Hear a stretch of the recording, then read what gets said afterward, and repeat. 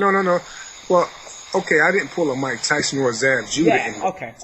riot and a thing. That's not my style. I'm sorry. Like, people want this old animalistic ass Mike Tyson shit out of me. I'm just not that. I'm from North Philly, but that's not my style. But if you look at the count when the ref stopped it, I looked at my corner and I looked at the ref like, what the hell is going on? Yeah, I was looking at the same thing too and thinking, what's going on? I mean, for me, I'm looking, wait, what's all this? Right, so I'm just as stunned as you're stunned, but, I mean, you're the one... And then, once the fight is over, I have one job to do. Win, lose, or draw. And that's to go in my opponent a nod, a salute, and let him know, good fight. Win, lose, or draw. I always do that. Now, I'm not going to bitch and cry and do all that type of stuff and take credit from Derek's victory.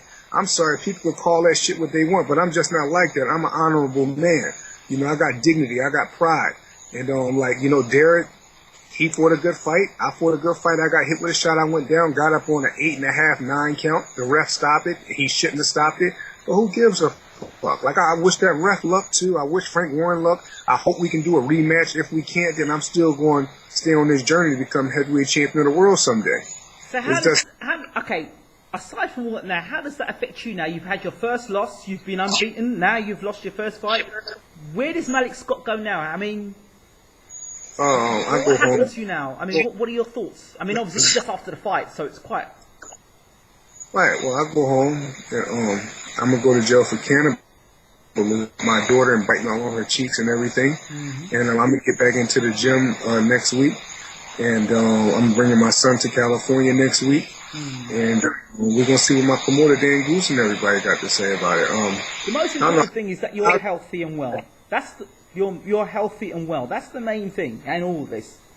Yeah, I got a little shiner, but like, believe it or not, I like the show. But Malik, it's not me personally having a dig here. But if I didn't ask the questions, I'd be looking biased. No, Bailey, you got to ask everything. You got to ask everything. When I'm answering questions, I'm talking to the people. Nothing is directed at you, Bailey. Yeah, nothing. I understand. The only thing I'm going to ask is this. How do you think you're now going to be received when you go back home to America? As a man from Philly that's happened to, are people going to say to you, man, that was tough, you know, the referee counted you out there, shouldn't have done that? Or are you going to get a lot of bad flack from the American press now? How do you think you're going to be viewed like that? Most likely, because my career, I have one of the most, you could say, undercover, most controversial career, especially for a fighter that never fought for a world title or anything like that. However people take this fight, or however it is they look at it, like, you know, I could pretty much deal with anything. I know me and Derek, we both went in there, you know, we fought well. Derek hit me with a shot, I went down. Like I said, I'm a professional, I'm not going to hop right up. I knew I got hit with a shot. I probably should have got up a second earlier, but you know what I mean? I didn't, and I got up at 9, but I thought the count was 10. I thought they had to say 10, then you're out. Yeah, the other thing I want to ask is, honestly, the pressure that Derek was putting on you, was it a pressure that you were uncomfortable with? Because people say, oh yeah, Derek's going to put all this pressure on Malik and Malik's going to feel uncomfortable. Did Derek put you in a position or take you to a place you hadn't been before in a professional ring? Well, I can say this. Derek hit me with some shots that I never been hit with in a professional ring. But what's crazy is the shot that knocked me down wasn't even the best shot that I took the whole fight. That wasn't the shot. The shot that knocked me down was a shot behind the head, so I went down. The shot I got hit with in the first round, at the end of the first round, was the best shot that I took from Derek. And I didn't go down. I didn't do nothing. If I didn't speak on it, wouldn't nobody even know about it now. So, I mean, Derek's a pressure fighter. He came to fight. He did what he stuck to his game plan.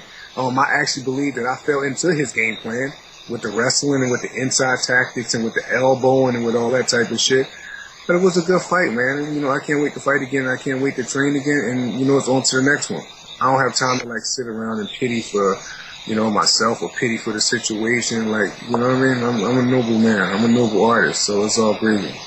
Tonight you are the way that you are. Will you in 3 or 4 days reflect differently? Because you've just come out the fight.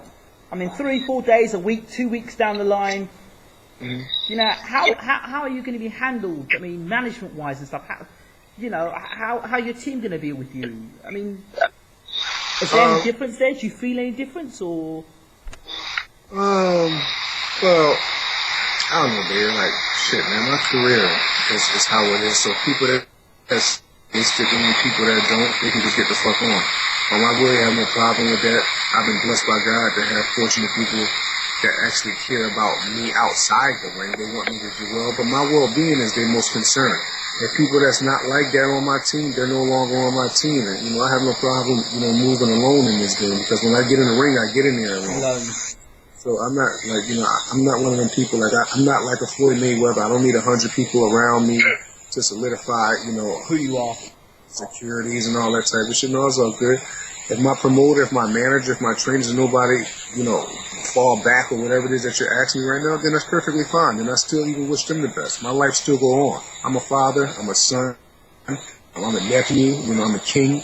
You know, and I'm from North Philly, man. And North Philly is proud of me, and I've been getting good feedback from in general. Like, when I say that type of feedback, I mean, like, they saying the fight shouldn't have been stopped. They saying I was winning. You know, and, you know, that's all that matters to me. I'm about to have a great summer with my kids and just move on and continue to stay in the gym.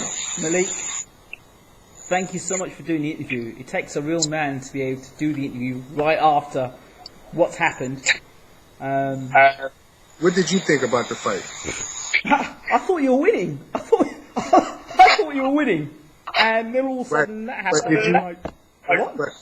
Were you shocked when the ref stopped it? Absolutely. My wife was right next to me. She's watching fight. Huh? What's that all about?